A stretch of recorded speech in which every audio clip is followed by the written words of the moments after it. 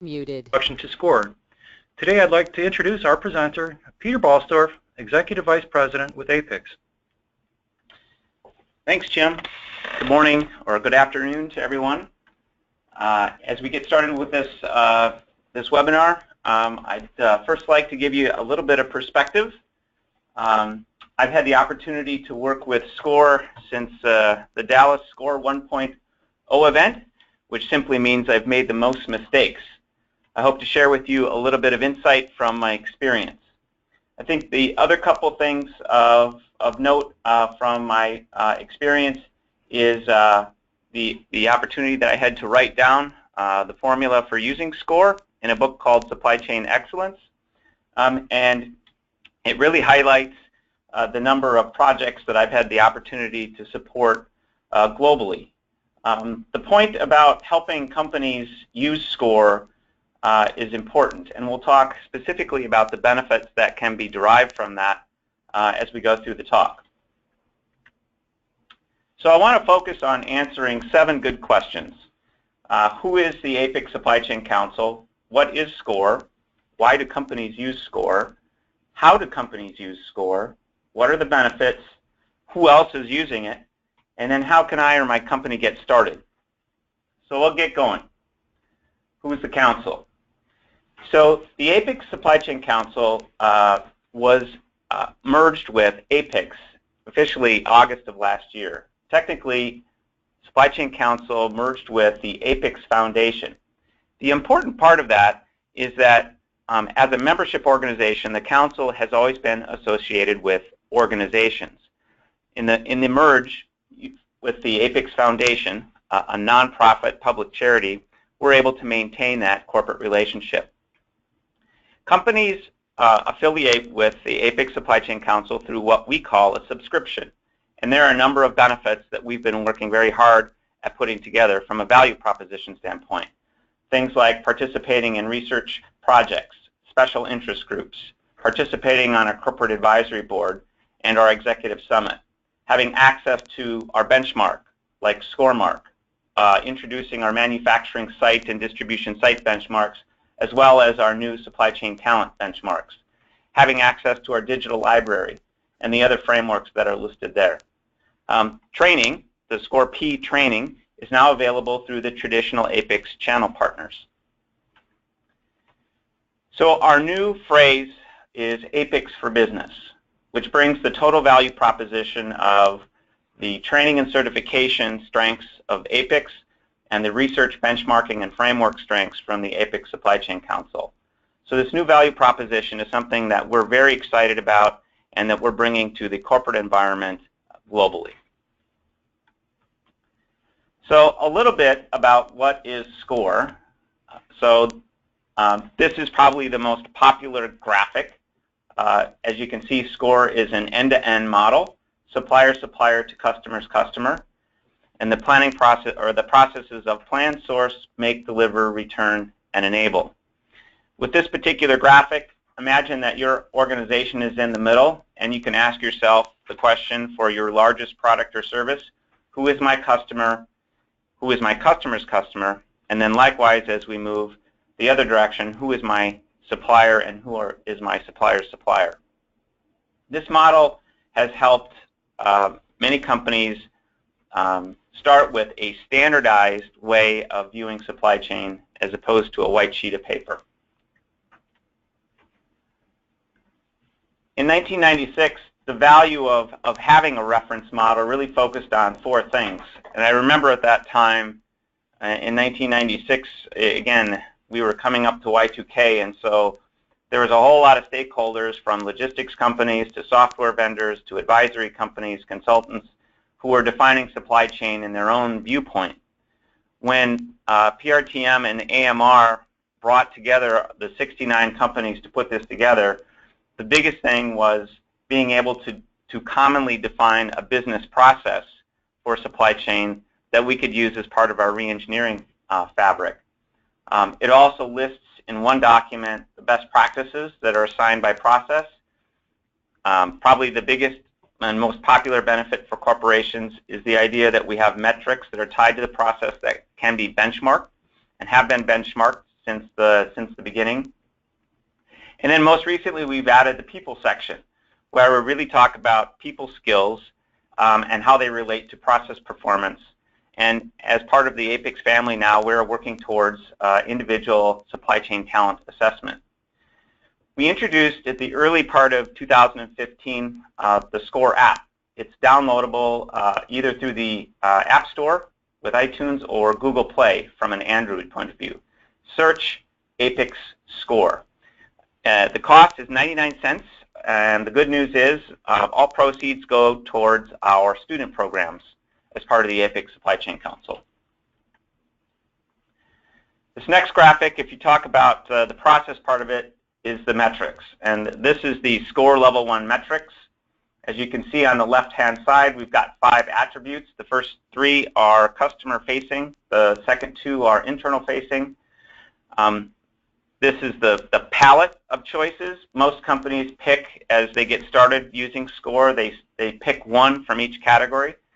The most popular ones by category: perfect order fulfillment, so on time and complete, without quality or other issues. Order fulfillment cycle time, so customer order to customer delivery receipt.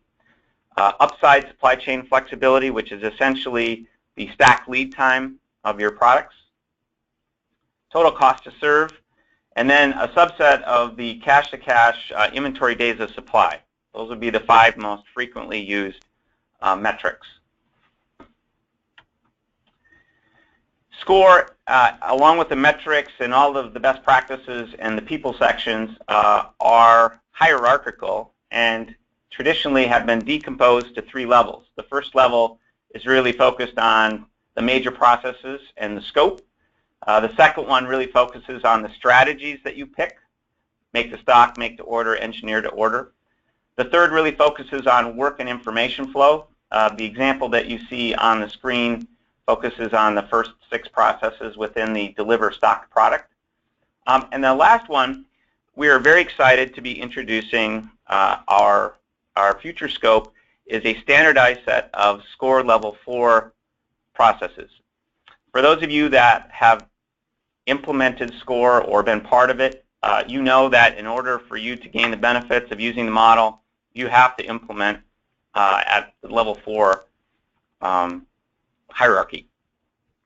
So we have, we're getting started with 2 things. One is an interest group that will be focusing on collating all of the SCOR Level 4 work that's been done by industry and by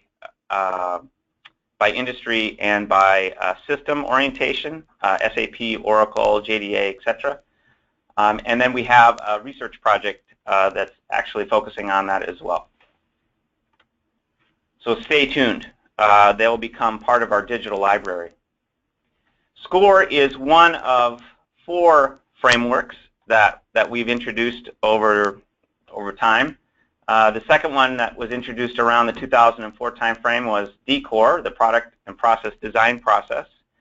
Shortly thereafter, followed by the sales support, which is a really good model. Of course, it's not used as frequently as the other ones. I've always said it's a big sell to be able to convince your executives in sales and marketing that process discipline is a good thing. The most recently introduced one is something we call PL-CORE, Product Life, and that focuses on the entire portfolio management process, which is essentially focusing on product management. And so we have active teams working on developing use cases in PL-CORE, DCOR, and of course SCOR. So let's focus a little bit on why companies use SCOR.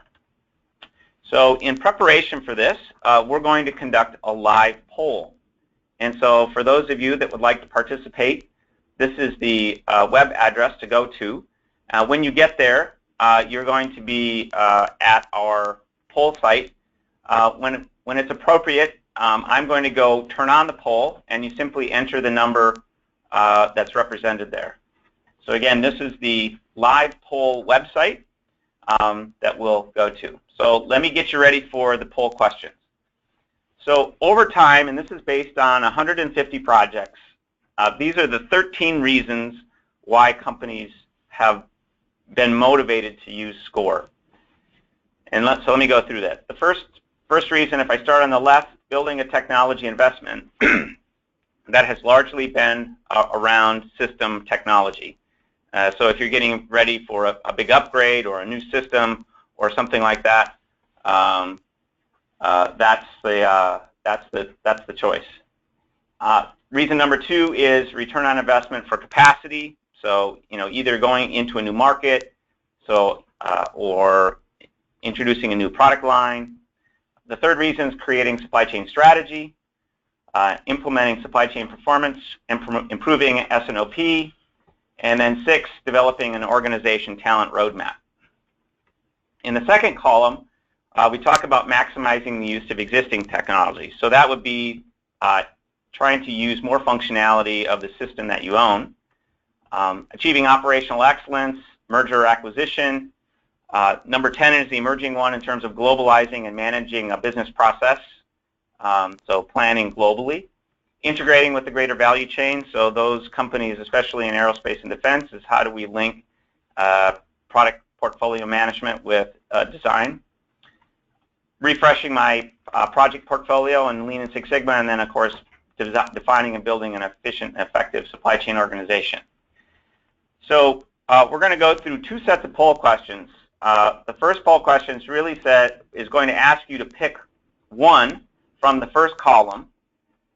So pretend your company is going to be implementing SCOR next month. What is the main reason from the first column, first 6 reasons? So then we'll see what those results look like, and then we're going to go to the second poll question, which is 7 through 13, and you're going to pick a second reason. So I'm going to go to the live poll site and open the poll.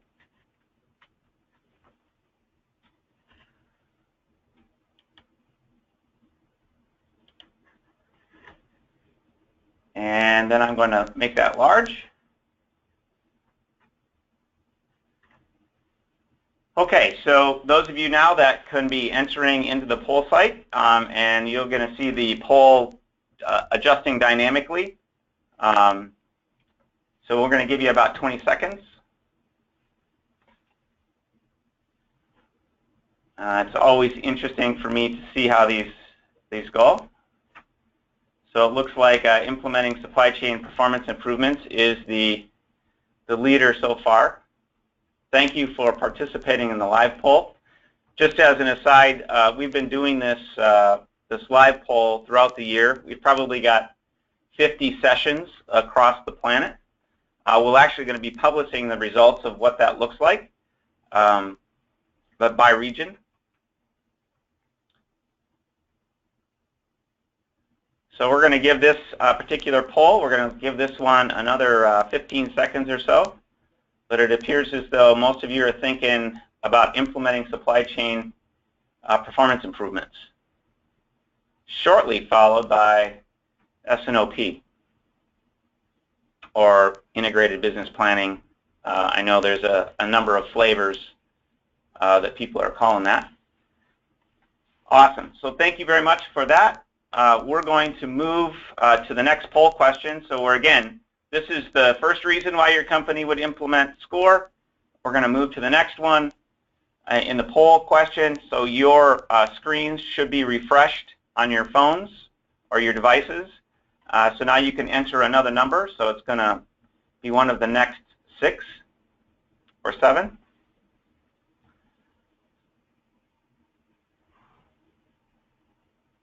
Excellent. Thank you, everybody. So keep entering. Fascinating.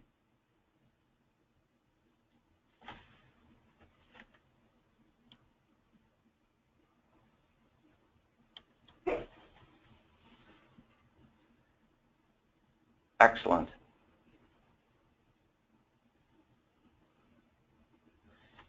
So this is interesting. So as we've been doing this, of course, again, we've been doing this globally. And I just had the opportunity to do this exact same poll in Japan and China last week. And consistent with what we're seeing with this European population, global process management seems to be right at the top of the list although operational excellence and refreshing your continuous improvement portfolio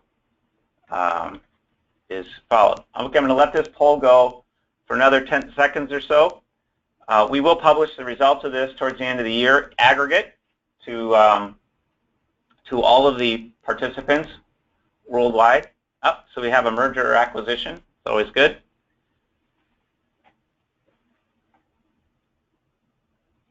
Very good. All right, so we'll move back to the PowerPoint.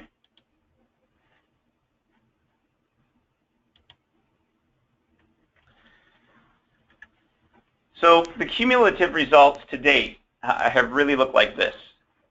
So again, from the first column, number 4, so that was the idea of improving supply chain performance. And from the second column, number 8, which is really the operational excellence, have been the most popular so far. And I think what we found from this particular population, number 4 was consistent with the rest of the globe, and in this particular case, global process management actually rose to the top in the second column. Again, thank you for your participation. So let's talk a little bit about, now that we know why people want to use it, let's talk a little bit about how companies use SCOR. And so we've introduced this racetrack. So as I had mentioned earlier, I had authored the book called Supply Chain Excellence, and it's in its 3rd edition. Each edition was about 3 years apart and was based on the 30 projects previous to the actual published date. It's also published most recently now in Mandarin. We have 6 other languages that the book has been introduced in.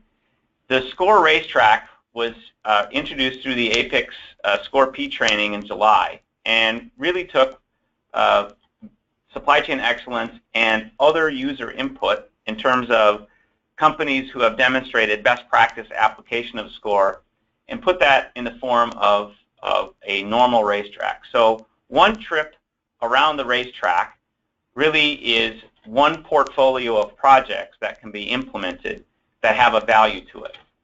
And you can see we've got in the racetrack, we've got certain things in terms of building organizational support, pre-SCOR program steps. We have a section in the race that talks about setting the scope, using the idea of think big, act small, and then scale fast, which culminates in a program charter. We have a series of analytical processes where we look at analyzing metrics, analyzing process, practices, and people, that ultimately then, in the optimized projects, turns into a project portfolio that has a value that then is prioritized and then is ready for implementation.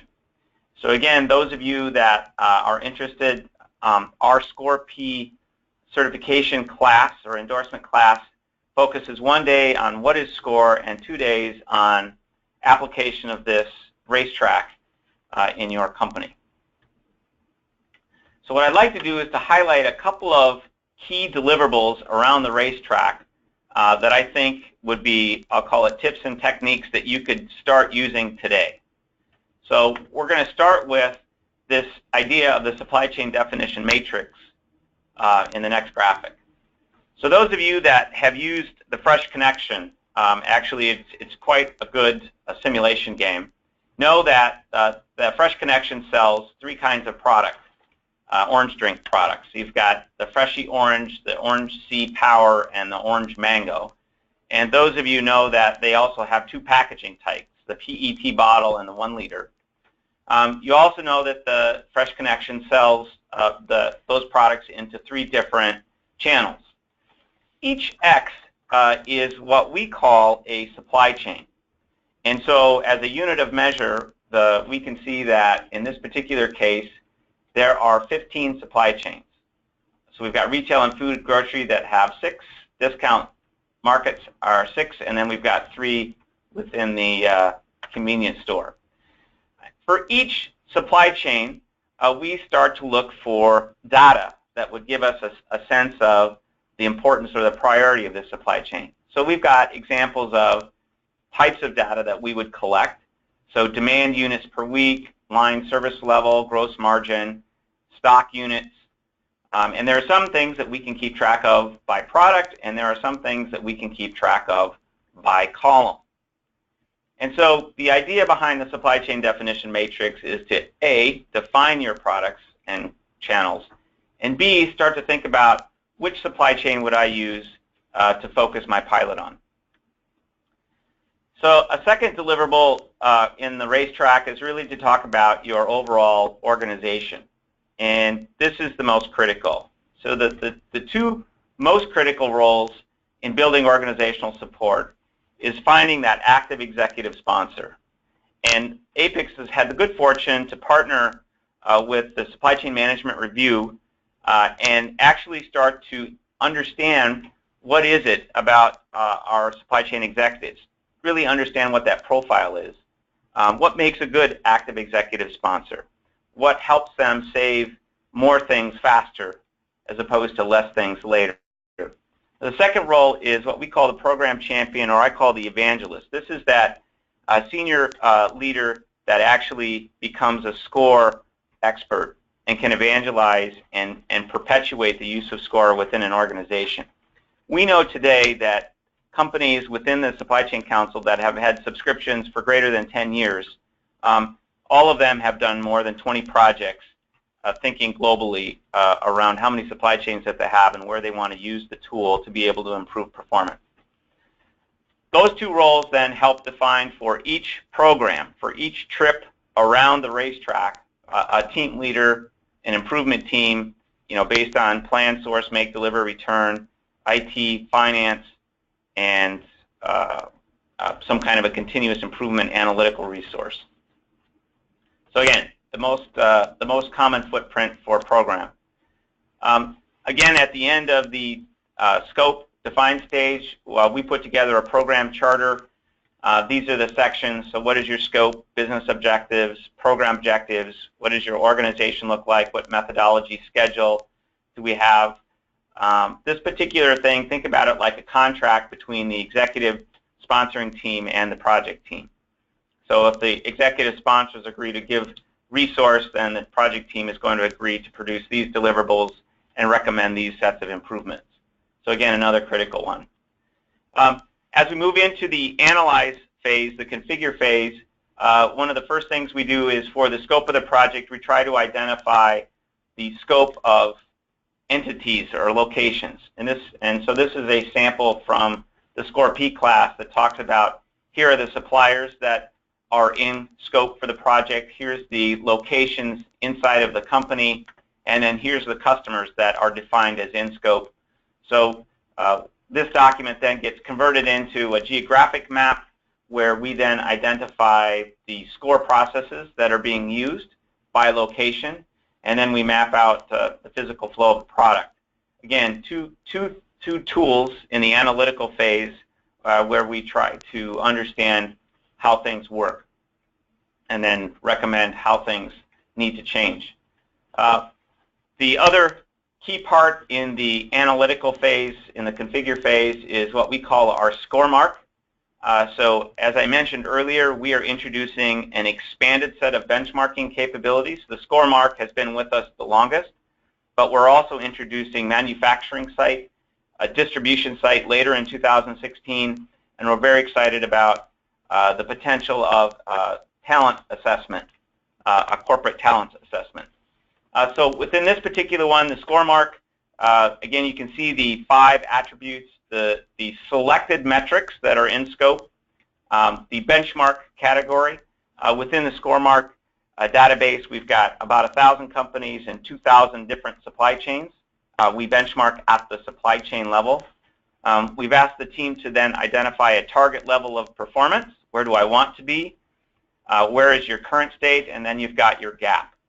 So one piece of advice that I would always recommend is we never book the gap to your executives.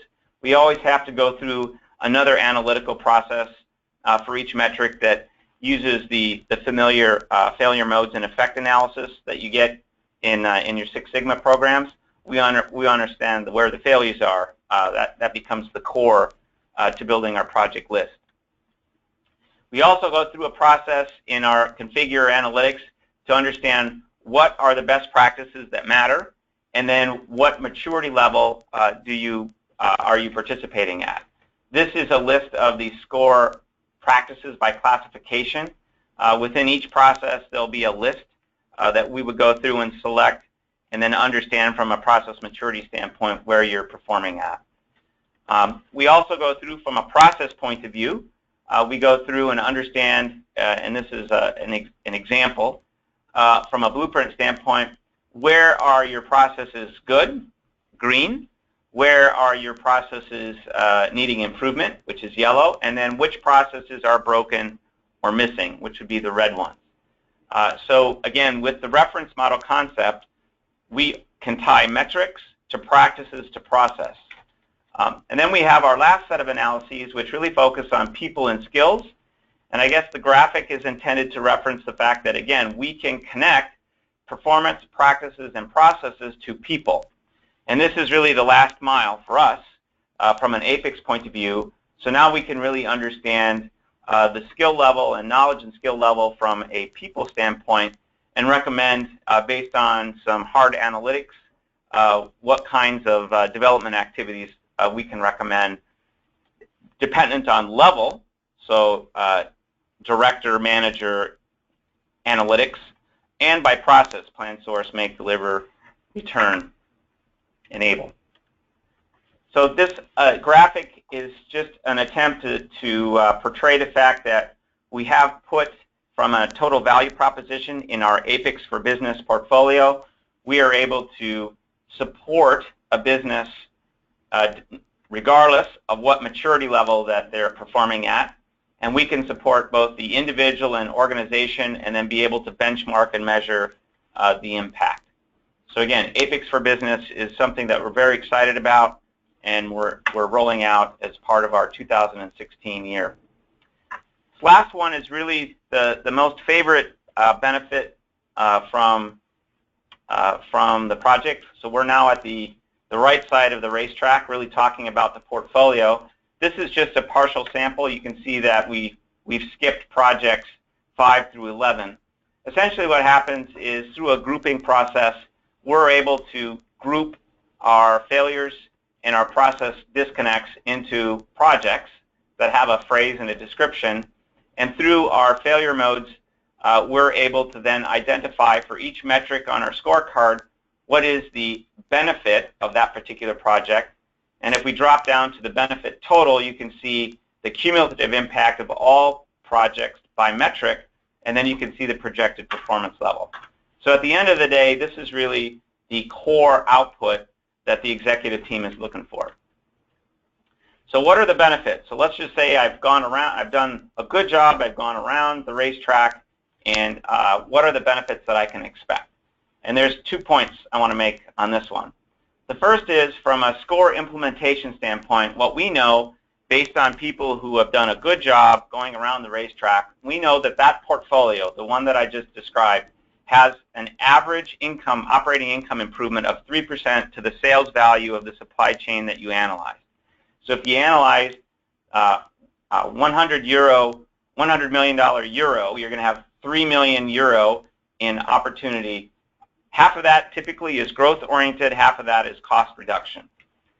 Aside from the typical other improvements in terms of inventory, reliability, and flexibility, the one that we see emerging is this idea of using the SCOR level 4 blueprint.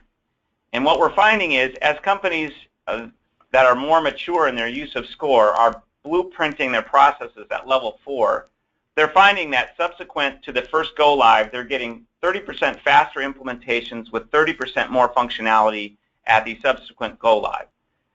So in terms of project cost to roll out either upgrades or optimizations globally, people are experiencing or enjoying better, faster, cheaper from an implementation benefit standpoint. We are starting to recreate what we call, an illustration only, our APICS SEC Global Fund. So we are taking those companies that have used SCOR the longest, that have a public record or domain, and keeping track of how they perform against some other key indices. In this particular case, the dark green are the APICS Supply Chain Council companies, and the light green would be the S&P 500. And so one of our research focuses this year that we will be publishing is to understand the impact of supply chain on earnings per share.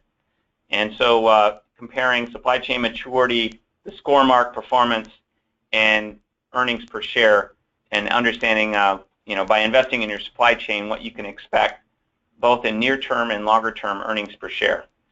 So that research we're looking to introduce sometime in the third quarter. So who else is using SCOR? Our corporate relationships, so our snapshot is we've got 400, and you can see how they're divided. Our corporate affiliates and sponsors.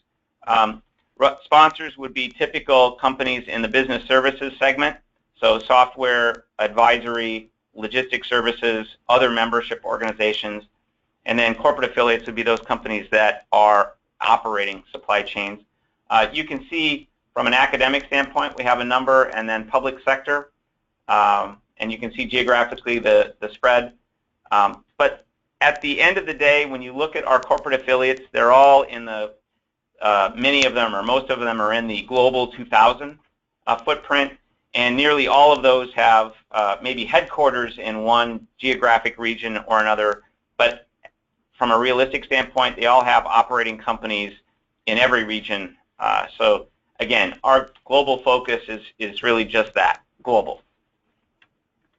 This is a list of those companies that have been invited to our executive summit in February. So you can see again, not just the US, not just Europe. And again, if you look at those companies, I would suggest that every one of those companies has operating units in every major region. So we're very excited about the level of engagement that we are having with the Global 2000. We see that trend continuing. We see that our subscription rate continues to increase. So how do you get engaged with APICS? Well, there's two. So let's talk about how your company gets engaged. And so, so again, an affiliate would be those of you on the phone or on the webinar that are in companies that operate supply chains. So if you make a choice to subscribe to the APICS Supply Chain Council, all of your global employees have access to our content with an email login. You get one person that gets invited to our executive summit. You can participate in our research projects and special interest groups. Probably the most popular one right now is the humanitarian supply chain. So that's being launched. You get to participate in our benchmark series, access to our digital library, of course, having access to our training and frameworks. From a sponsor standpoint, we've introduced a new program that actually licenses your business globally to use our content as part of your product or service. The Supply Chain Council in its legacy format did not do that. We're getting great feedback in terms of being able to be recognized as a licensed APICS sponsor and being able to use that as part of your product or service. Again, and then very similar to the affiliates, having a program management role in our Leader of Leaders focus forums, the Summit Library, etc.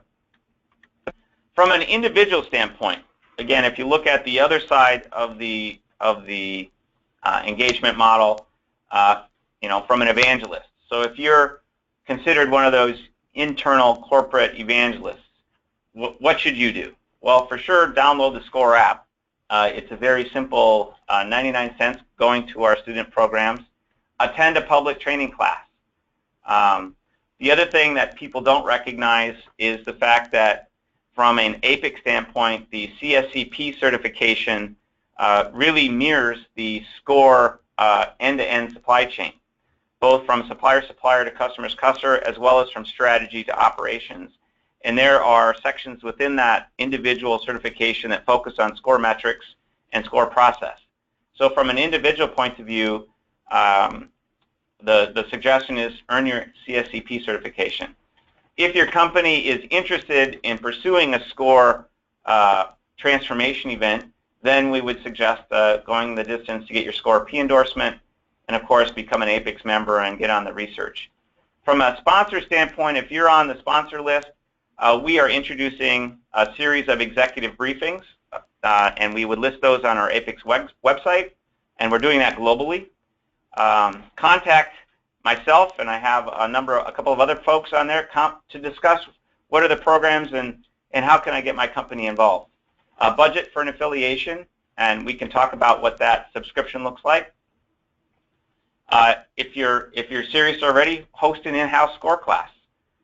So we have globally we have SCOR P trainers that can customize an in-house SCOR class just for you. Benchmark your company, participate on an APICS corporate advisory board, and attend our summit.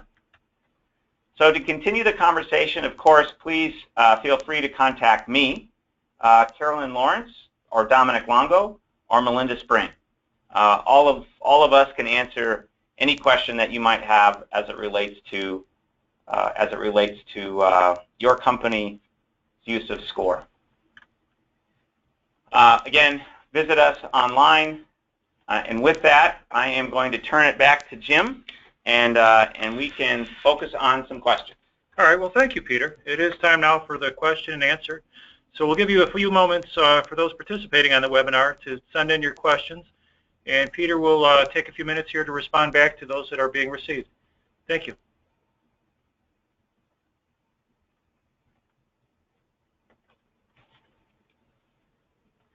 All right, first question is how long does it take to implement the SCOR racetrack? And so if I go back to the picture of the racetrack, and we'll stay there. So typically what we find in implementing the racetrack, the longest is in building organizational support. And that's also the most critical. If I can't get an active executive sponsor and an evangelist, SCOR is a very difficult thing to implement at a grassroots level. So once I've got the support and I measure it from the SCOR workshop in-house, then I can go through defining the supply chain, which is about a 3-week process, configure the supply chain in 6 to 9 weeks, putting together the project portfolio and benefit summaries in another 3 to 6 weeks, and then it's ready for implementation. Depending on how you prioritized it, you could implement anywhere from 6 to 18 months for that particular supply chain. And so what we find is a company will put together a macro view of their supply chains and then be very strategic over a 3 to 5 year period of time of where I'm going to deploy the racetrack. Thank you for that question. So the next question that we have is, what is the relationship between SCOR and financial performance? So if I were to go back to, I'll use two graphics to answer that question. The first one is the SCOR mark. And so we know within the total supply chain management cost, we know how to break that down by SCOR process level. So we have material acquisition, we have order management costs, we have planning and finance, and of course, as part of that, we have cost of goods. So the model itself should, as we go through and fill it out, the model itself links process to metric. In addition to that, when we go to look at how we put together the benefit, we're able to then take and group those processes and using our failure modes and effect analysis, be able to then estimate by metric the total portfolio, which then we can apply to the P&L. Great question. Thank you. Next question. Should the company have a minimum size? That is another great question. So let me go back to the racetrack. What we know is that SCOR, this process works regardless of company size. So the difference is, how do you engage the team? Of course, in a smaller company, you know, everybody does everything. Everybody wears many hats. And so we have to right-size the expectations from a deliverable standpoint versus a company that is focused on a very large, you know, multi-billion-dollar supply chain. So it is very easily scalable. The benefits ratios are exactly the same in terms of percentages. We just need to focus on making sure that the project team is right-sized and that we are very managed about the deliverables. Another great question.